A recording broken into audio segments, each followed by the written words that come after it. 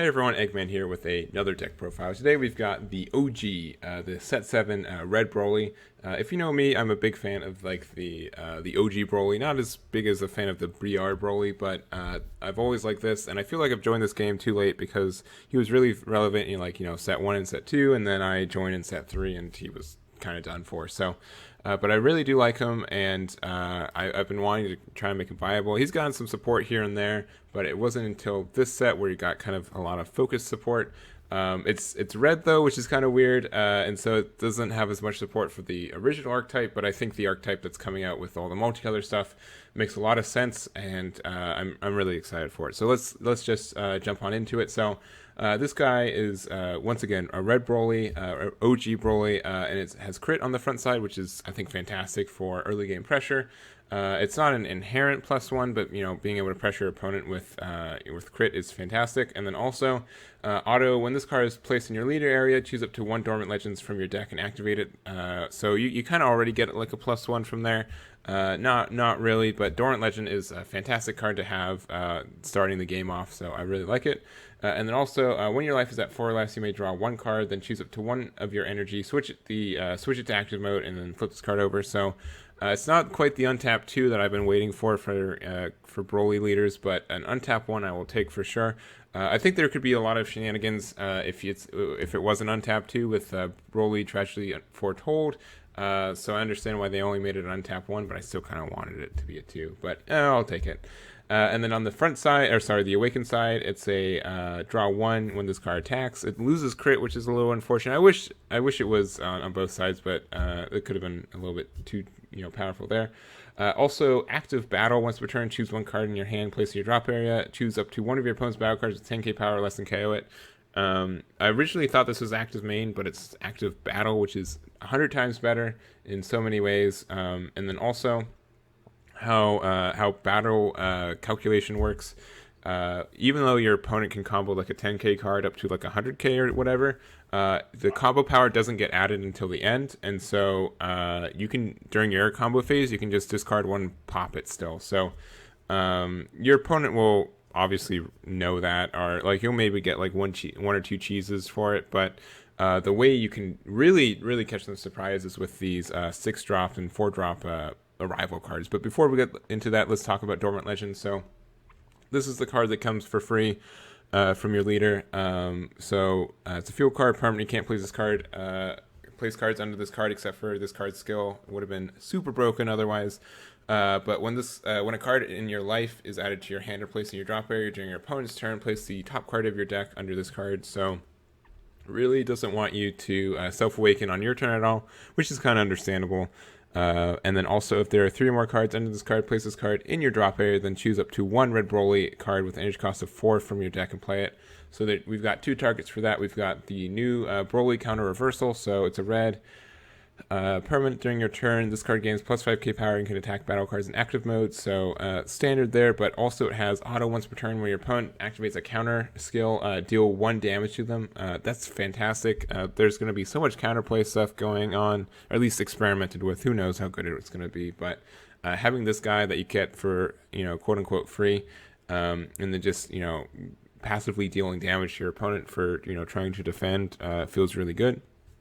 Also, it can kind of clean up some cards in your opponent's field as well, so don't knock that at all. And then there's also this red-green one. This is an arrival, and then also permanent. You can only have 1 of these on your battle area. You can't play this card from any area unless Dormant Legends is in your drop area.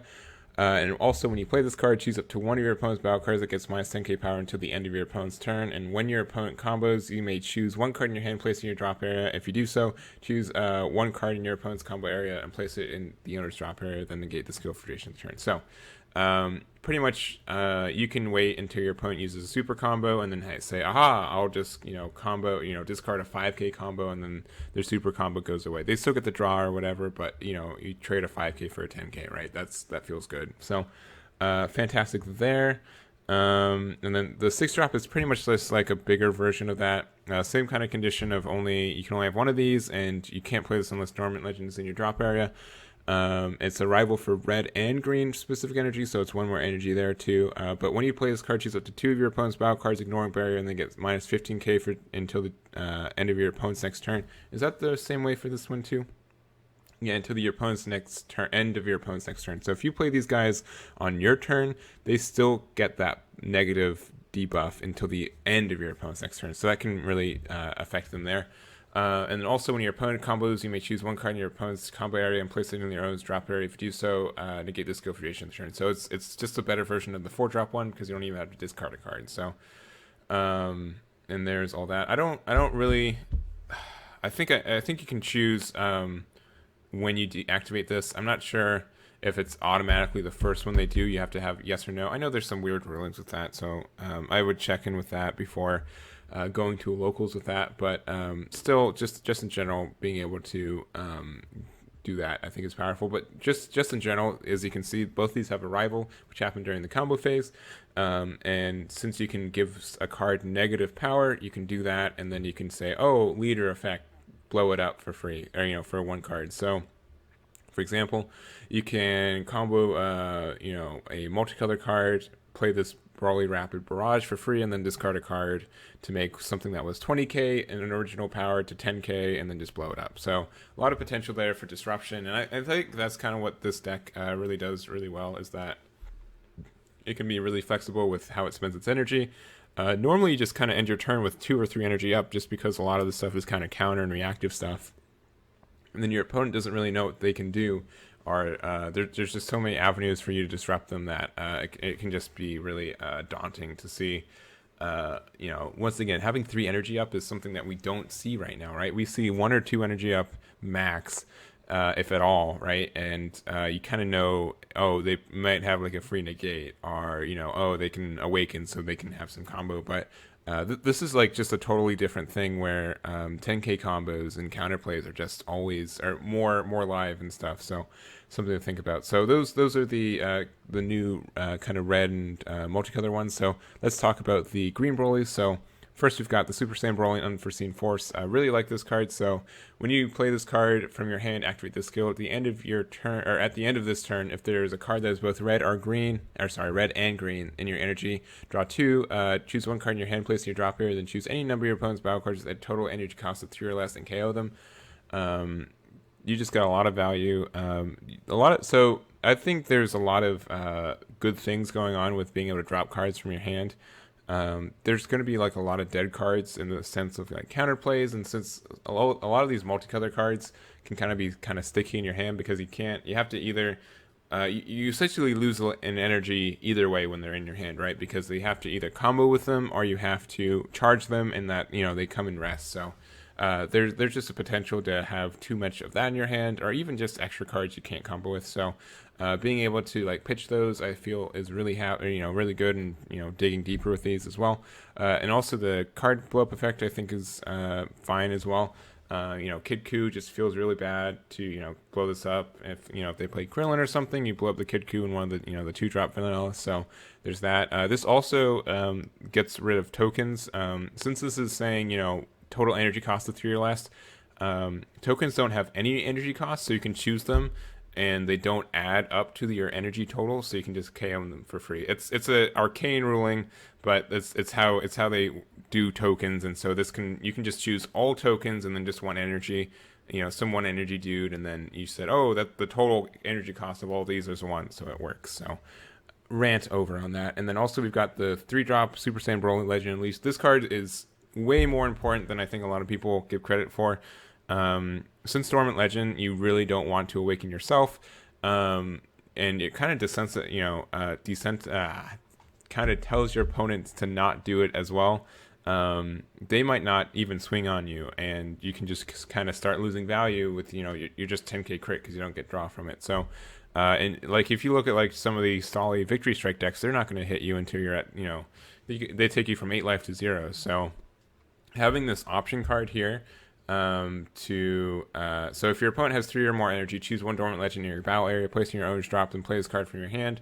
And when you play this card for the duration of the turn, if your leader card is a red Broly card, you can activate its Awaken skill, even if you have 5 or more life. So being able to just have like 8, 7, 6 life and be awakened can help you out so much. And then you can kind of start getting value as well, and just go off from there. So having this option to not wait for your opponent to awaken you to to actually awaken, I think is paramount for this deck and just helps out a lot. So 3 of that. And we're only running 3 because we're running Broly Dawn of Rampage. Fantastic card. Set 1 card too, but there are so many targets for this. It has to be green Broly, so any of these cards work except for this new 4-drop. So not too terrible, but you look at top 7 for any Broly and add it to your hand shuffle. So you can even find itself, which means wow, what recursion. But being able to find this if you really need it is fantastic, especially since this card is you play it for free. So if your opponent has like 3 energy and you have 2 or whatever, and then you can just do it and go off from there. So it feels good there. And then lastly, we've got this new Multicolor Broly Demonic Origin. So it's an energy exhaust, but it has the permanent that if there's a card that has both red and green in your energy, you can play this card. When you place in your energy, you negate the energy exhaust for it. So you can just play it for free. So, and not for free, but you play it without tapping it. So the ideal start for this deck is that turn 1, you play one of these, any of these really red-green cards in rest, and then you just pass. And then turn 2, you play Demonic Origins just for that sweet value and being able to do that. So that feels good. And just since there's a lot of like specific costs associated with this deck, being able to be kind of more fluid with your energy helps out the deck a lot. So those are the Broly cards. Let's go into like the red cards. So we've got first we've got Mach Speed Kaioken Son Goku. So play this card as a counterplay. It's a 3 cost, but if you have a multicolor card in your energy, reduce the energy cost in your hand by 1. When you play this card, choose up to one of your opponent's battle cards. It gets minus 10k power for duration of the turn. Then if it's your opponent's turn, choose up to one of your opponent's battle cards. It gets minus 5k power for duration of the turn. So what this does is a couple things. This can KO 2 cards. You can give something 15k during your opponent's turn if you play this, because it gives it minus 10 and then minus 5. It says choose up to 1, but it doesn't say you can't choose the same one twice. So that's that ruling. And even if it doesn't KO something, you can put a card into Broly Reoccurring Nightmares, blow up radius, and then your opponent can just be kind of skeptical to attack it. So just attack in general, right? Because it's active battle. So if the card still exists on the field, they can swing, and then with something else, and you can say, oh, discard a card, blow up the card that I want gone anyway. So a lot of flexibility there. I don't think it's the best one of these, but I think it works out really well in this deck, and then probably moderately well in red in general. So cool card there. And just the fact that it's not dead in hand, it's a 5k combo, I think it's good. And then also we've got 3 Denial of Hope. This card's better, but it's less flexible. That's kind of the trade-off. And I really like that deck building challenge of like, oh, how flexible do I need? Do I have too much extra cards, too many dead cards in hand if I have too many Denial of Hope? But if your lead card is red, choose if the battle card your opponent's playing has 20k power or less, is placed in the Yora's drop area instead of being played. So the big difference between these two also is that this blowing up effect is on auto timing. So they still get their own auto when they play a card, but not with Denial of Hope. Counterpoint, though, is that if they play something with Deflect, you can play Mach Speed, and then the auto gets around Deflect because Deflect doesn't, counter whatever. You know how that ruling works with the Mutato, so it's the same kind of stuff. So a lot of give and take, a lot of options there. I'm running 3 just because I feel like there's quite a few cards in your hand that can be dead at any given time. So I think 3 was a good number. It could even go down to 2, but there's that. And I'd say.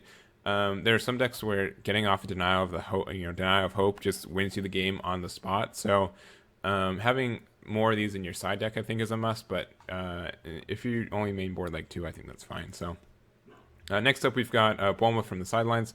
Not sure how I feel about this deck or this card in general, but my idea is that we can have a lot of cards in your hand that are dead, and so when you play this card, if there's a Saiyan card in your battle area, which is really easy for this deck to do.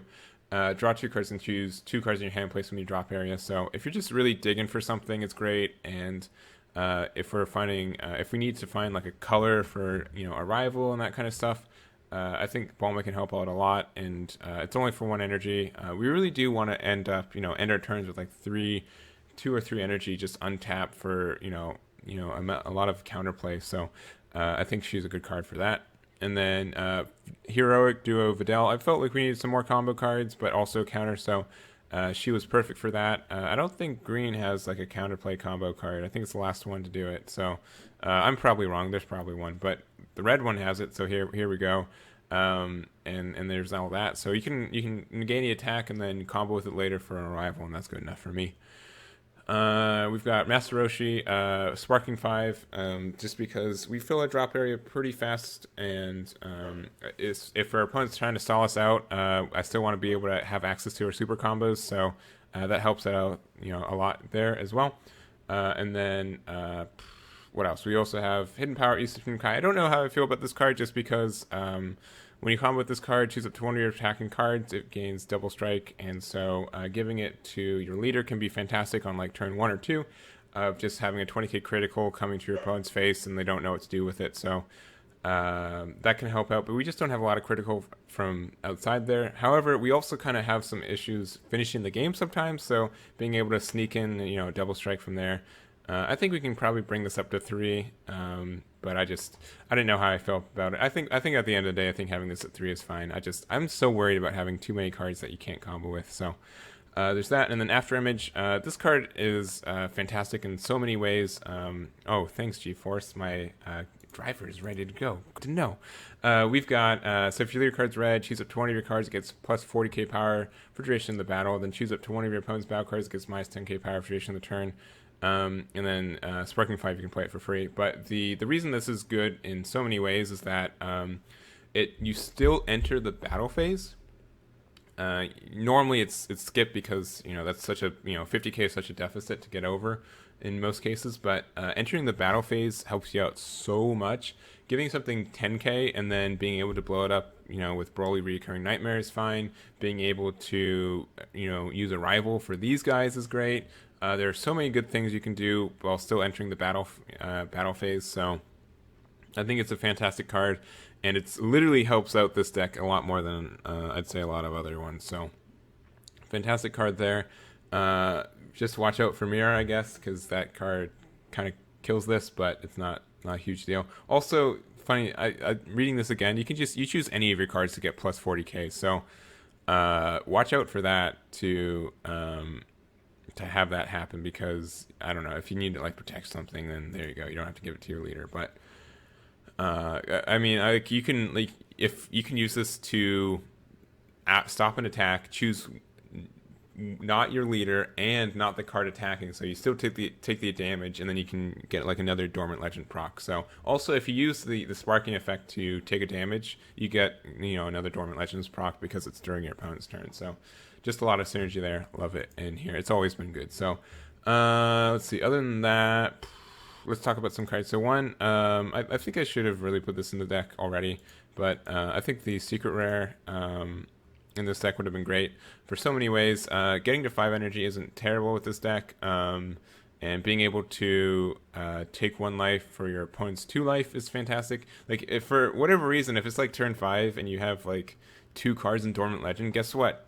You can play this during your opponent's turn, and then deal 2 damage, and you take 1 card in your life, place your drops. Guess what? You get another Dormant Legend proc. Wow, what a good exchange. But actually, this is fantastic. And then when your opponent combos battle card with any cost 2 or less, choose up to 1 card in your opponent's combo area and place it in your zoner's drop. So just being able to drop this bad boy and have it really annoying for your opponent feels great. Also, it's a Broly, so you can search it with the 1-drop as well, so that feels really good too. So I really should just put this in the stack. I think it's really great, but I did not the first time around, and that's whatever. So other than that, I think this deck's really solid. I don't know if I'd consider more than 1 Dormant Legend. I think just having the 1 is fine, and just going from there. There's some potential to have a second one, I guess, but I just didn't do it. I don't think it's needed, and it can just be kind of cloggy. Also, just in general, I think this leader is fantastic. We're gonna end it there.